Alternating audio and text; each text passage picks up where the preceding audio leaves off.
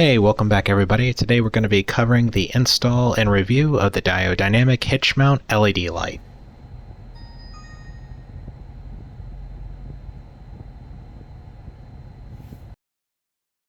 You can purchase the light in the video via the Diode Dynamics website, or you can also purchase it through the Amazon link that I provided in the video description.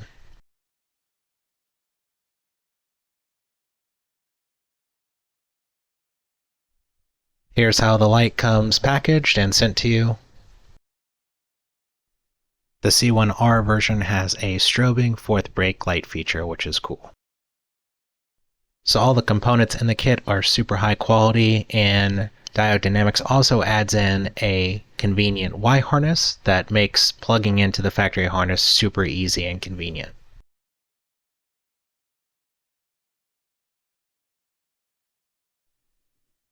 Later down the line, if you decide that you do not like the strobing brake light, you can also go ahead and cut a wire that Diode Dynamics leaves exposed to eliminate that feature, so just an option. Here's the pod light that does all the work. It's in a flood pattern and is once again very high quality.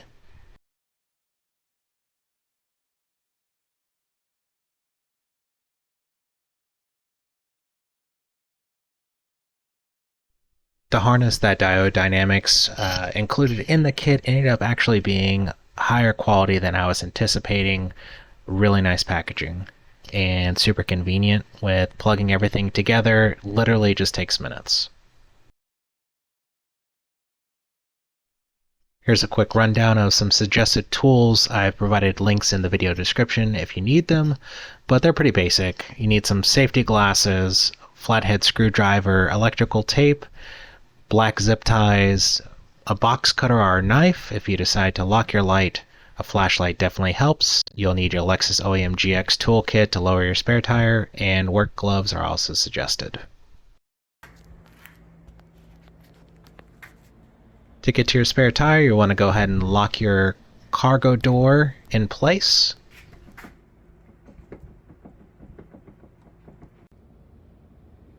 Here I'm just connecting the OEM toolkit parts together so that I can get to lowering the spare tire. This is what it looks like. There's where the tools are stored, and there's basically three pieces that get linked up together with the handle at the end. I'm actually only using two links here, but you can actually add on a third link that gives you a little bit more space to lower the spare tire. I would highly recommend actually dropping the spare tire all the way down.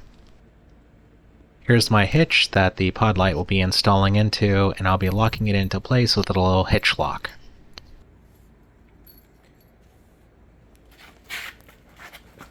To the left of the hitch, you'll find the little OEM plug area for your trailer plug. This is the 7-pin plug.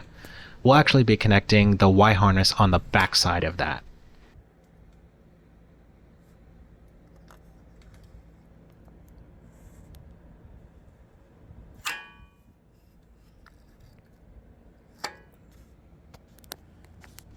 So this is probably the worst part of the install. You'll need to go ahead and unplug this little thing right here, and it'll actually plug into the Y harness that Diode Dynamics provides you. Now, something not easily pictured here is there's actually a lock underneath that little grommet, right, that's taped up.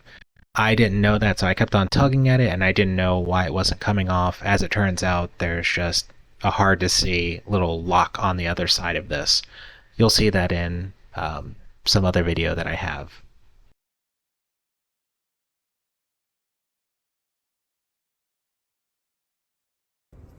This is what was causing a little bit longer of an install. You'll see here there's actually a little lock on the other side of that plug, and you'll want to go ahead and just wiggle that off with that depressed.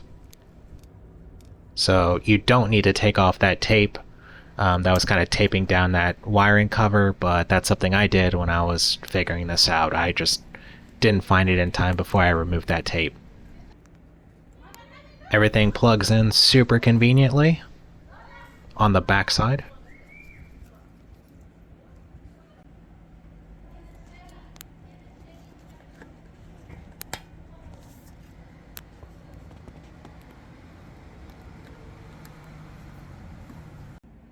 Something I missed at first, but Diode Dynamics includes a little plug cover for the plug that actually goes into the back of your light. If you need to disconnect your light and actually put the hitch in, this is super convenient and protects the wiring harness.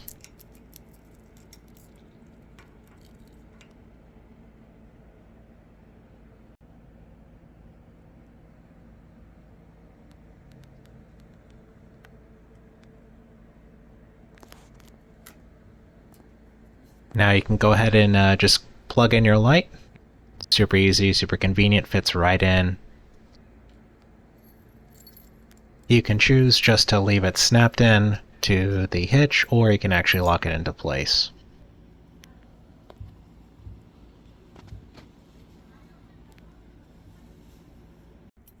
Always a good idea to give it a little test just before you do install it.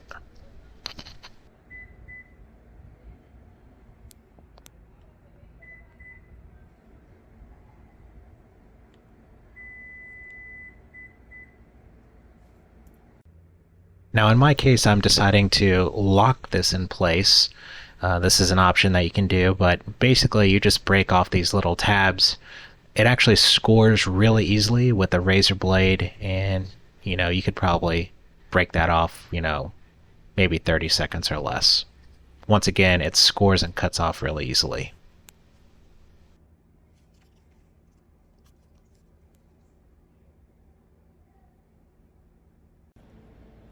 Here's mine locked into place. The little lock goes right through the light, secures it in place. Here you can tell how I ran the wire to the pod light. I actually just ran a couple zip ties through the body frame there, keep it in place. Going back to the factory plug, I decided to rewrap that in some electrical tape just to keep it a little bit covered.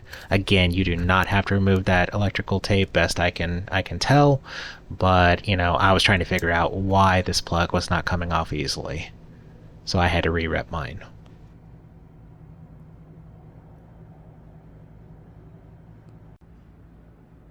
I ended up actually using a third zip tie, just my own zip tie, to keep the OEM plug elevated a little bit higher so that I didn't have to worry about this wiring lower than the factory plug there. See how there's clearance?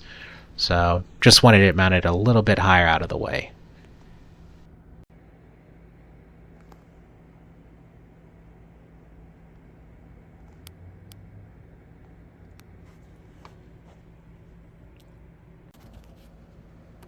Now with the wiring harness in place, I'm just going to go ahead and raise the spare tire back into place, assuming you even have one. But I'll just be checking to make sure there's no clearance issues and also that it's not sagging on the harness. Here's everything zip tied into place. There's definitely still clearance behind there for the spare tire and the wiring harness, and everything's out of the way.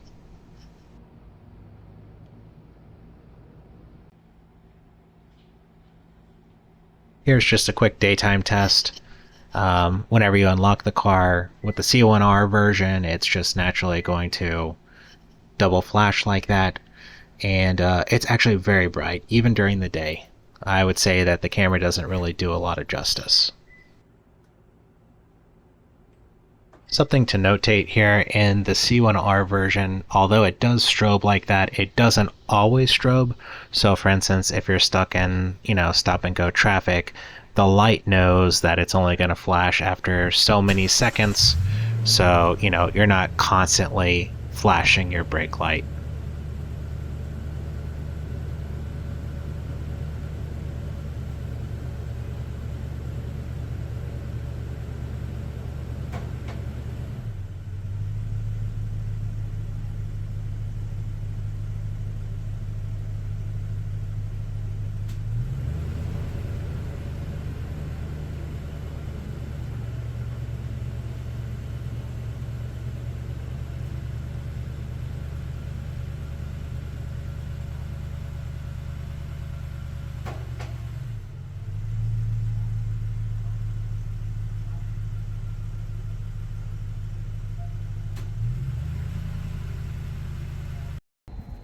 Here's a quick nighttime test shooting the backup cam. You could definitely tell it's way brighter. It'll throw light way further too.